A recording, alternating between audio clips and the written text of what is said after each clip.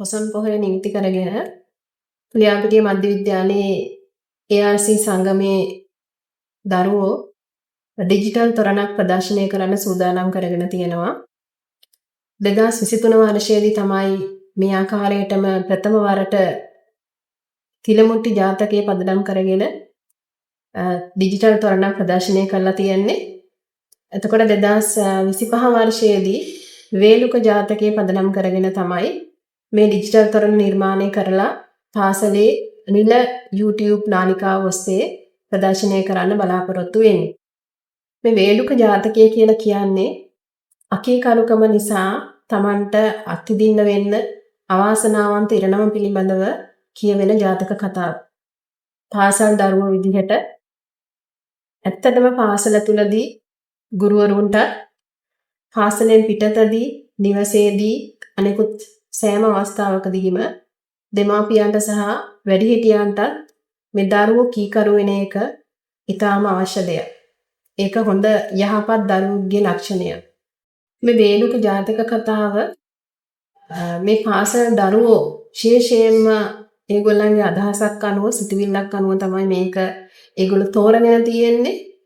ඉතින් පාසල් දරුවන්ට විතරක් නෙවෙයි මේක මුළු මහත් ශ්‍රී ලංකා වාසීන්ටම මේ YouTube නාලිකාව ඔස්සේ නරඹන්න අවස්ථාව ලැබිලා තියෙනවා. මේ සියලු දෙනාම පාසල් දරුවෝ වගේම මේ නරඹන හැම කෙනෙක්ම ඉතාම ආදර්ශමත් කතාවක් වෙයි. මේ සඳහා දායකත්වයේ දක්වන මේ ARC සංගමයේ සමාජික දරුවෝ එවැගේම මේ සංගමයේ භාරව ක්‍රියා කරන ආචාර්යතුමා මේ සියලු දෙනාගේම උත්සාහය ඉතාම අගය කරනවා. 14 වෙනි සියවසට අයත් කුරුණෑගල රාජධානිය සාහිත්‍ය යුග අතර ප්‍රමුඛ ස්ථානයේ ගන්නා ලද යුගයක් වන හතරවන පරාක්‍රමබාහු රාජ්‍ය සමයේ පාලි ජාතකට්ට කතාව සිංහලයට නගමින් සාහිත්‍යයේ වටිනාම ගද්‍ය කෘතිය වන 550 ජාතක පොත් වහන්සේ එළි දැක්වීම සුවිශේෂ වූ කාර්යයක් ලෙස ඉතිහාසයට එක් වී ඇත්තේය. බහුකතෘ මණ්ඩලයකින් සම්පාදනය වූ 550 ජාතක පොත තුළ අන්තර්ගත 43 වන ජාතක කතාව වන වේලුක ජාතකය මගින් අකීකරු වීමේ අනිටු විපාකය පැහැදිලි කර දෙන වර්තමාන සමාජයටද ආදර්ශ කරගත හැකි සුවිශේෂ වූ උපදෙසක් මෙයින් අපට දායාද කරයි.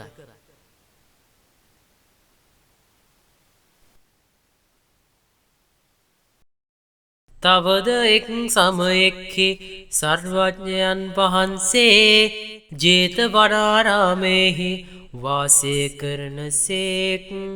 එක්තරා නොහික්මුණු භික්ෂුවක් කරඹයා මේ ජාතක කතාව දේශනා කළ සේක.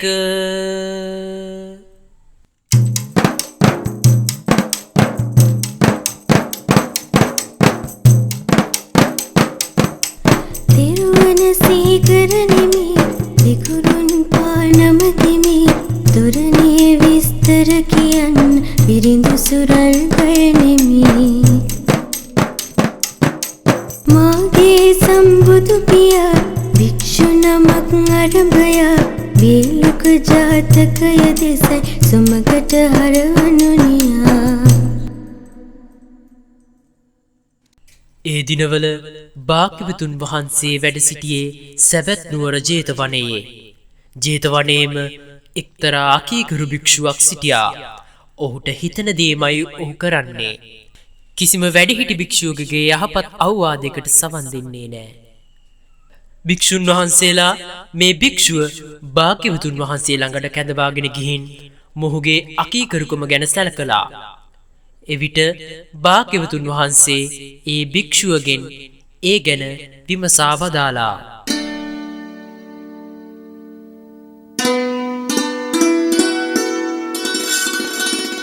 හැබෑද භික්ෂුව ඔබ කිසිම අවවාදයක් ගණන් ගන්නේ නැද්ද? එහෙමයි ස්වාමීනි. භික්ෂුව ඔබ පෙර ආත්මයේත් ඔය දුර්වලකමින්ම යුක්තව සිටියා. ඒ නිසා නුවණැත්තන්ගේ වචනයට ඇහුම්කන් නොදීම හේතුවෙන් භයානක සර්පයෙකුගේ දෂ්ට කිරීමකින් මැරෙන්නට සිද්ධ වුණා.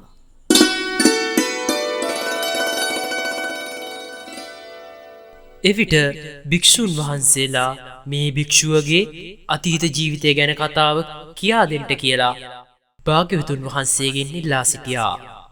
භාග්‍යවතුන් වහන්සේ මේ ජාතක කතාව වදාලා. කල්පගණන් සසර පුර යනිනා කල එක් බවයක අප මහ බෝසතුන් නිදා උපත ලබයි සිටු පවුලක ලැබුණත් කොතරම් සම්පත්කම් සැපයට නැහැලෙන්නේ ගිහිගේ අතහැර යන්නට මව්පිය අවසර පතන්නේ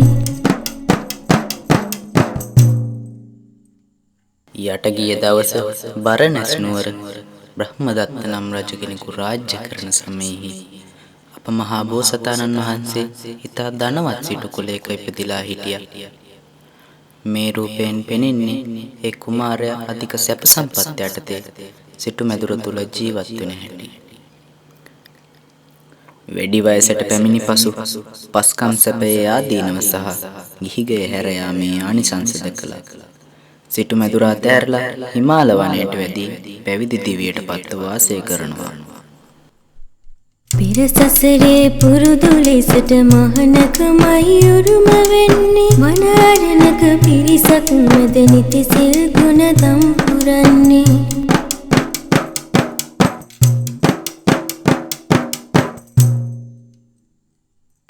අපි යමු දෙවනි රූප රාමුවට.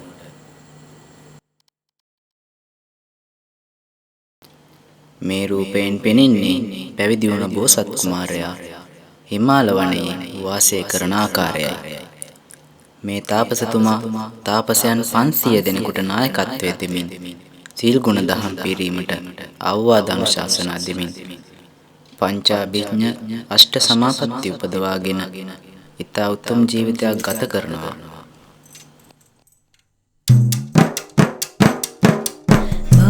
වඩයි තාපසවරු කුටිවල වඩවා සිත ඇතේ හමුත් තෙකු හිමි හිට ඇර තිබු කුටියක් වෙත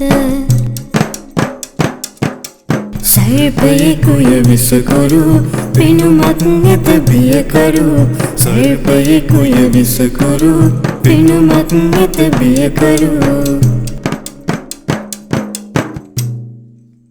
අපි බලමු තුන්වෙනි රූප රාමු දිහා. ඉතින් මේ තාපසයන් පිරිස භාවනා යෝගයේ වැඩ වාසය කරන අතරේ එක දවසක් තාපසයෙකුගේ කුටියකට විෂගෝර සර්පයෙක් එනවා.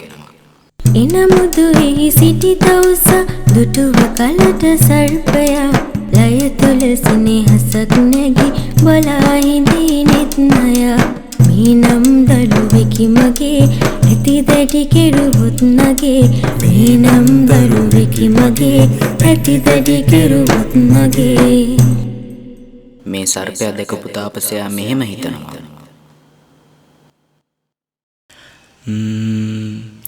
මේ සර්පයා වෙනත් කුටියකට නොයා මාගේම කුටියට පැමිණියේ පෙර භවයක ඥාතිත්වයක් නිසාද?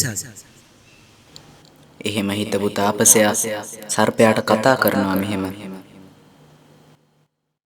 පුත, නුඹ මා සොයා ආවේද? එසේනම් මම නුඹ දරුවෙකුසේ ආදරයෙන් රැක බලාගනිමි. හොඳින් පෝෂණය කරමි. මා අතහැර නොයා මෙහි සුවසේ වසනු මැනවි. දවසින් දවස ගෙවෙන අතරේ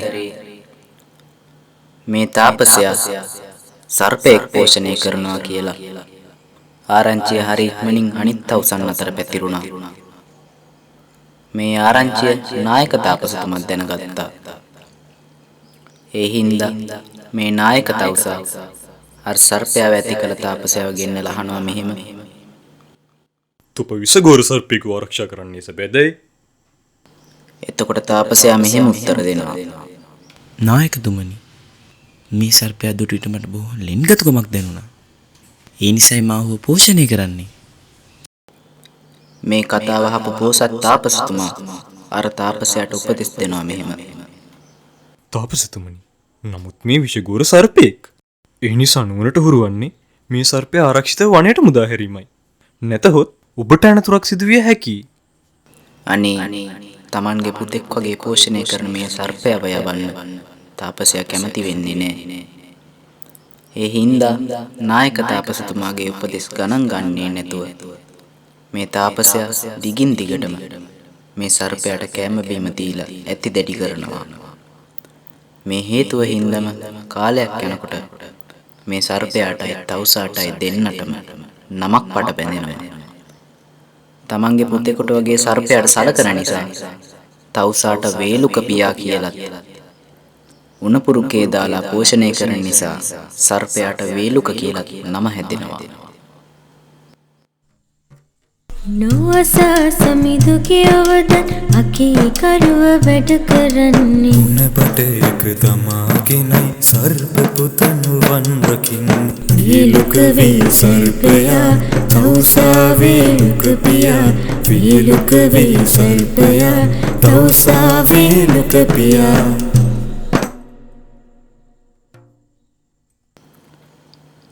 මේ විදියට දින ගණනක් ගත වුණා.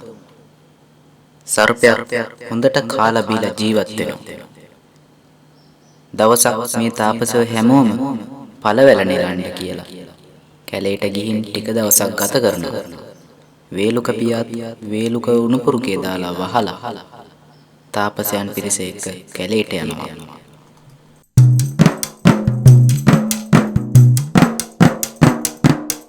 ඉන්පසු වුණු විස්තර කියනෙමි රසවත් කර කැරකීන හැටි කර්මය සමුදෙනෙත් දෙත් කර. අනේ වේලුක දින කීපයක්ම බඩගින්නේ. ටික දවසකට පස්සේ ආහාර සොයාගෙන මේ තාපසයන් පිරිස නැවත එනවා තමන්ගේ භාවනා කුටිවලට. වේලුක පියා තමන් නැති කරන සර්පයාට ආහාර අරන් එනවා. ඇවිත් වේලුකට ආහාර දෙන්න හිතාගෙන උණපුරුකේ පිය නැරලා කතා කරනවා මෙහෙම.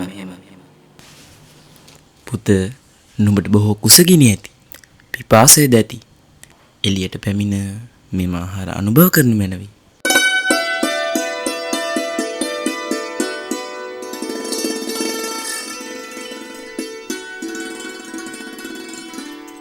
පළතුරු අරගෙන ආවා මගේ පුත එනුමන කීවා ඇරලා කූඩුව විගසින් ආහාර දෙන්න අත පෑවා. දින ගණනක් කුසගින්නේ පිළුණු සතා පරිගන්නේ මරණය හිමි කර තවුසට ආපසු කැලයට යන්නේ. අනේ දවස් ගාණක් කෑම බීම මුකුත්ම නැතුව බඩගින්නේ තරහත් ගිහිල්ලා හිටපු මේ සර්පයා දෙපාරක් බලන්නේ නැතුව තාපසයාට දෂ්ට කරනවා. සර්පයා උග්‍ර විෂ හින්දා මේ තාපසයා එතනම මියදෙනවා. තවුසා ජීවිතක්ෂයට පත් වූ බව දැනගත්ත බෝසත් තාපසතුමා ඔහුව ආදාහනය කිරීමට උපදෙස් දුන්නා. ඒ වගේම මේ අවවාදයක් කරා. යමි යහපත පතා කෙනෙකුට කරයි නම් අවවාද දයාවෙන්. නමුත් ඒ ඔහු නොමාසයි. වේලුකයාගේ පියා ලෙසින් ඔහු දෙයින් වෙනසින්නේ. මෙසේ කරුණ ගෙන හැර දැක්වීමෙන් අනතුරුව බෝධිසත්වයන් වහන්සේ සතර බ්‍රහ්ම විහරණ වඩා ආයු කෙලවර කර බ්‍රහ්ම ලෝකයෙහි උපත ලැබූ සේක.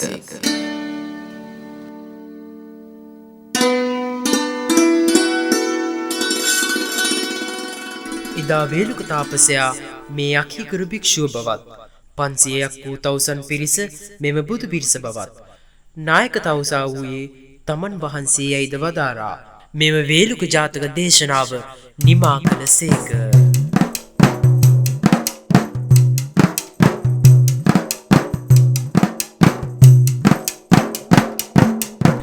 කීකරුව වැඩගෙරුත් විපාක නියතයි ලැබෙනවා. උපදේශයට ගරු කරන්න මගේ බුදු සමිඳුන් දෙසනවා. මව්පිය ගුරුවරු වැඩිහිටියන් දෙන අවවාද පිළිපැද දිවි මග සරසමු නොම ඇති කරවාද.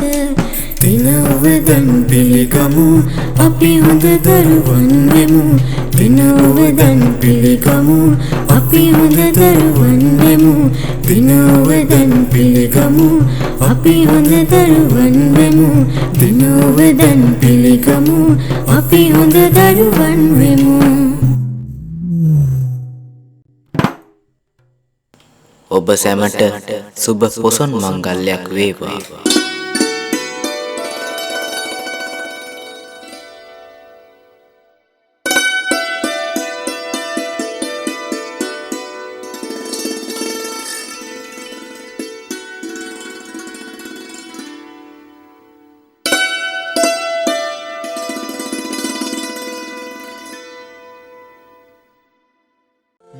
සෑයේ කොත් කැරැල්ල බුදුන් සමාන සිත නිවනා නිවන් සුවය මිහින්තලාව එලය හදා රට කරවු දහම් වගාව මිහිඳු මහා මාහිමිටයි ශීර්ෂපනා